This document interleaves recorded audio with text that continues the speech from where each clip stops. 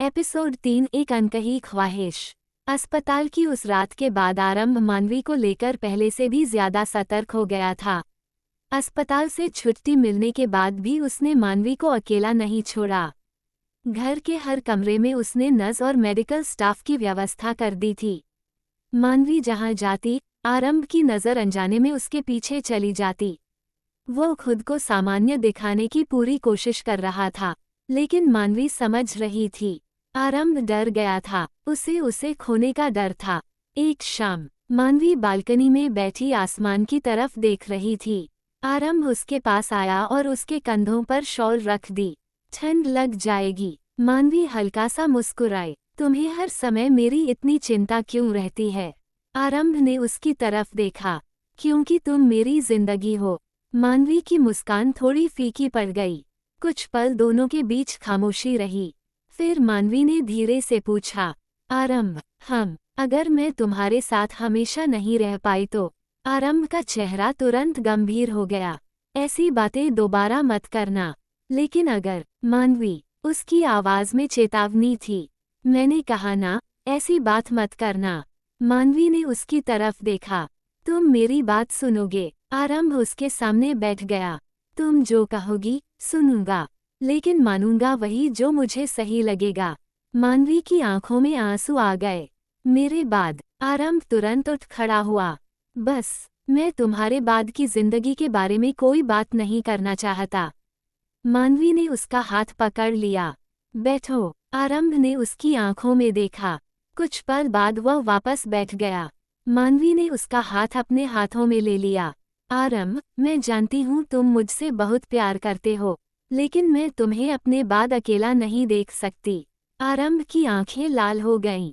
तुम मेरे सामने बैठी हो और मेरे बाद की बातें कर रही हो। तुम्हें पता है मुझे कैसा लग रहा है? मानवी की आंखों से आंसू बह निकले। मुझे भी अच्छा नहीं लग रहा, लेकिन मेरे पास ज्यादा वक्त नहीं है। आरंभ ने उसका हाथ छोड़ दिया। तुम्हारे पास जितना भी वक्त है, वो मेरे साथ है।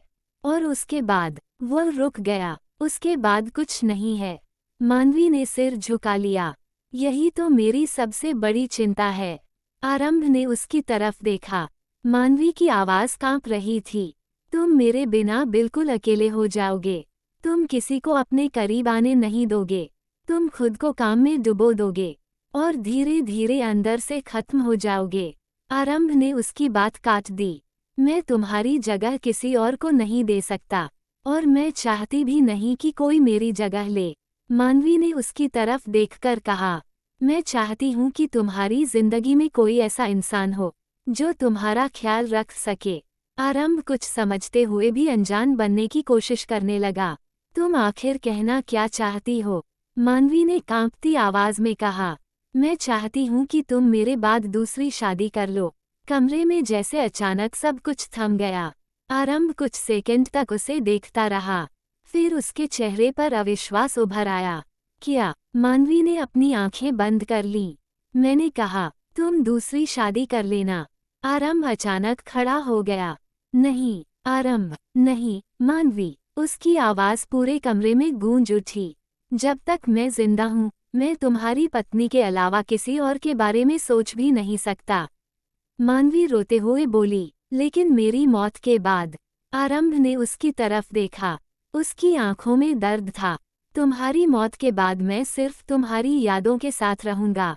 मानवी ने धीरे से पूछा, और अगर मैं तुम्हें अपनी कसम दूं तो? आरंभ की सांस जैसे वहीं रुक गई। वो कुछ नहीं बोला। मानवी ने उसका हाथ पकड़ लिया। मैं तुमसे भीख नहीं मांग रही, आरंभ। मैं अपनी आखिरी इच्छा मांग रही हूँ। आरंभ ने उसकी आंखों में देखा। उसकी आंखों में आंसू थे, लेकिन इस बार उन आंसुओं के पीछे एक फैसला भी था। एक ऐसा फैसला जो आने वाले समय में आरंभ की पूरी जिंदगी बदलने वाला था।